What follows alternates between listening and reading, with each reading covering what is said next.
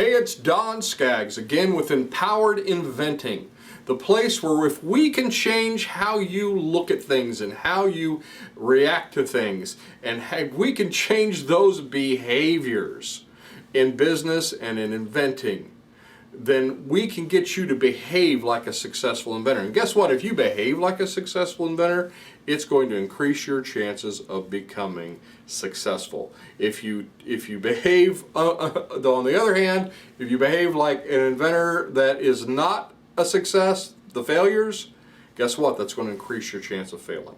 So let me help you here. And the one thing I want to talk to you about today is this, and that's the one thing that elite performers have. There's something that these world-class elite performers that are out there, and I'm not just talking about business, I'm talking about just all kinds of professions. These elite people, these ones that are just right at the top, there's one thing they all have in common, and it's something that you can have just as easily as they do, that you can have in common with them. And let me go back, let me take a step back here and talk about this gentleman named Benjamin Bloom. He's an educational psychologist. And he did this research study on how to develop talent in young people. And he took the childhoods, he examined the childhoods of 120 elite performers. And this spanned the field. It was artists, it was athletes, it was scholars, all different types of professions. And he found this one common thread that came through all of them. Why were they successful? He found this one thing, and that was that they practiced intensively for long periods of time. And this sort of reminded me of the book, Malcolm Gladwell's book called Outliers. Great book. I highly recommend it, by the way, if you've not read it. And in the book, he proposes this thing he calls the 10,000 hour rule.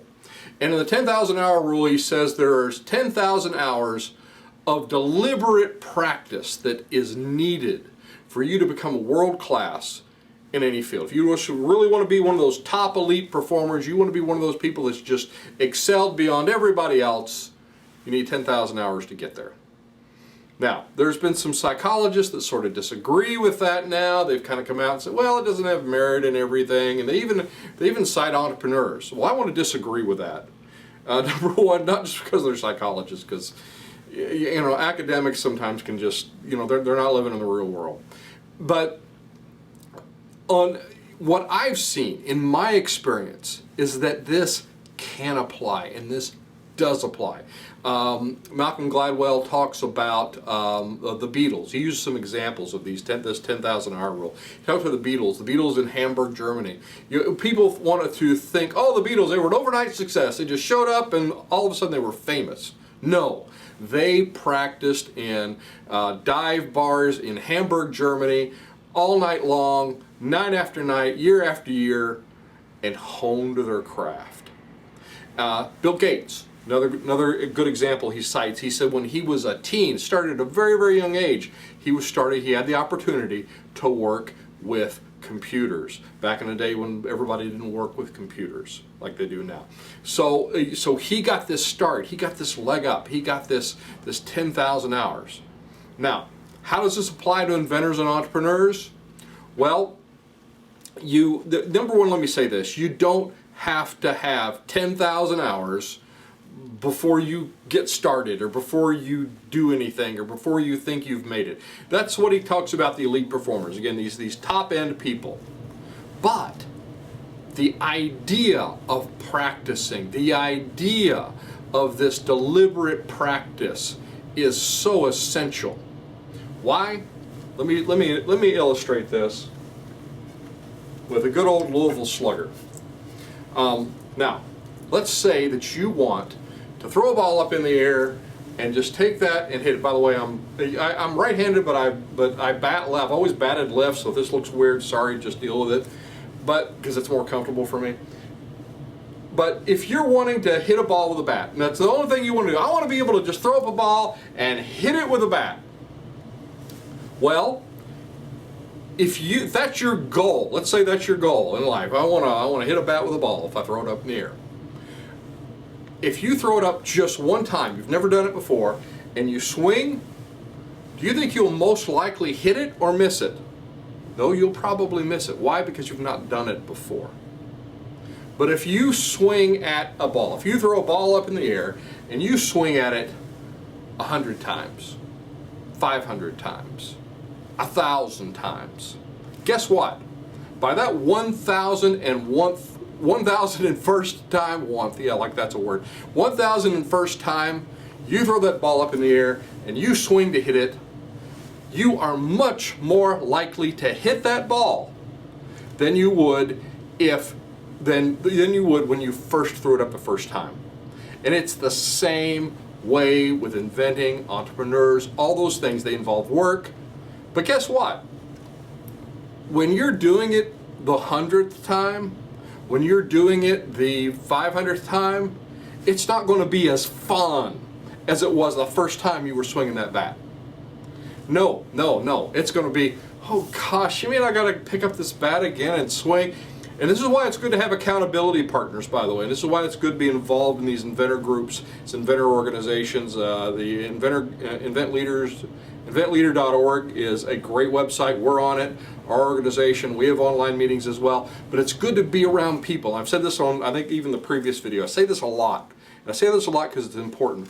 It's important to be around people and have accountability partners. Because when you're up to the number 500th time of getting up to try to go swinging that bat, doing that work that you need to do, doing that practice to get to where you want to be with your business idea or invention, you're going to need people that are going to say, "Hey, did you go do your 100 swings this week? Did you do that?" And you're going to have to answer that. And if you know you're going to have to answer that, then you know that it's going to motivate you to do it. Good bit than if you're living in your own little bubble universe, which don't live in your own little bubble universe. But it takes discipline. It takes discipline. Diligence is very important. It takes diligence, discipline, and patience to do this. Because you're going to throw it up a lot, and a lot of times it's going to be a swing and a miss. So make an appointment. We teach our inventors. We tell them this. We say, make an appointment with your invention. Make an appointment just like it's an appointment with a doctor or an attorney. You make a promise to yourself, to your idea, to your business, to your legacy, to your future. You make a promise to that, and you say, all right, on Wednesdays between 6 and 9 p.m., I am setting down the remote, I am getting up off the couch, and I am working on my idea. I am working on my invention. I'm working on my startup. But you see, it's easy to say that, it's easy to do that when you're excited about it. But those cold days in February, when you've already done it 100 times, and you it's just feels sort of like a drudgery almost. Those are the times you got to work through. Because if you work through those times, you're more likely to be successful. You'll more likely hit that ball. I've seen it in business, I've seen it in sales, I've seen it in product development. Doesn't matter. The more you do it, the more muscle memory you're going to get, the more you're going to know how to do it, the more you're going to feel comfortable with it, and the more successful you will ultimately be. The more you put into something, the more you're going to get out of it. But if you're just playing at something, you're just acting like it's a novel, well, this is kind of interesting, this is kind of fun. When it gets boring, when it gets hard, when you're tired and it's time to do this stuff, that won't hold you through. If you're just playing at it, you'll get bored, you'll wander off, and then you'll wonder why you weren't successful. So it takes diligence. This is something that you can have, that you can reach and grab, that elite performers have. It's the same thing that they do. I've seen people who are really talented who are not successful. And I've seen people with less talent who are more successful. Why? Because they do that one thing that all of us can do. Maybe I'm not as talented as someone else, but guess what? I can get up early in the morning and start. I can start earlier than those people that are talented. I can put in more calls. I can put in more hours. I can put in more work into something than they do. And that is what will help you. Anyway, I hope this is helpful. Again, I'm Don Skaggs. This is Empowered Inventing TV. Like and subscribe on YouTube and all the other social media usual suspects that we're on. And I will look to see you at the next meeting, workshop, class, or on the next video.